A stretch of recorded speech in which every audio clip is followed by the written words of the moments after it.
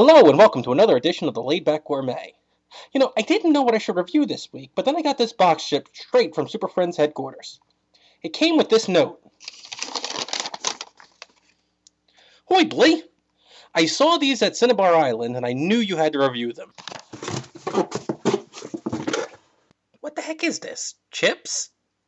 Doritos Dinamita? Chili Limon?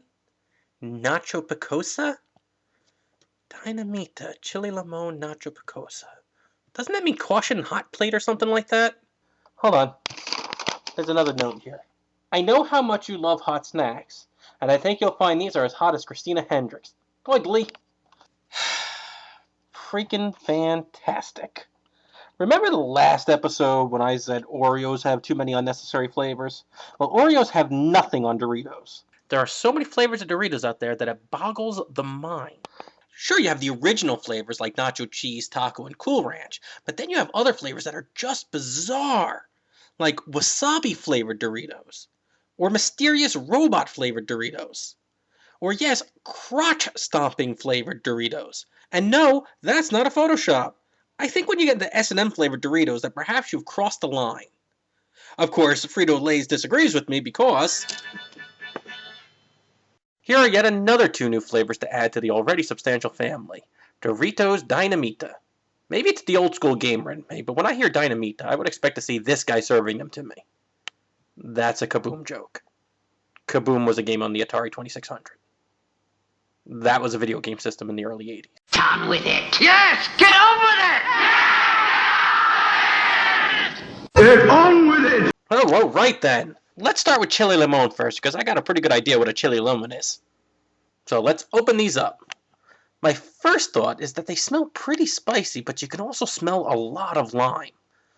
Also, that is a really angry red color. I think I need to invest in a little protection in the form of cold milk. There we go. You like the cup?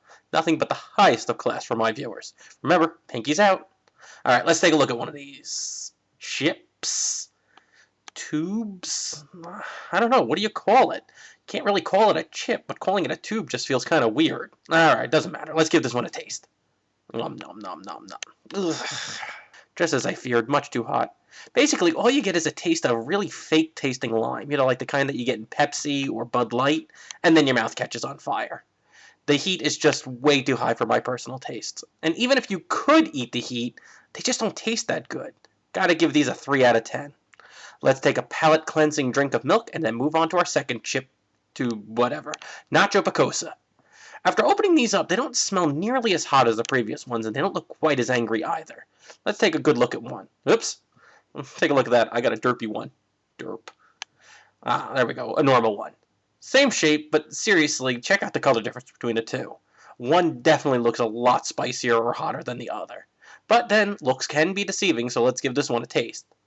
Nom nom nom nom nom nom nom. Better. Not great, but definitely better.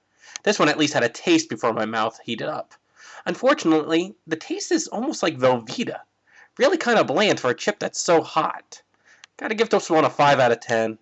You know, it's a shame because I really do like the shape of these. They have a great crispy crunchiness to them because of the shape, and so they get really high marks for me for texture, but they completely flunk in the taste department. You know, it's a shame. I was really hoping that these would be spicy and not just hot.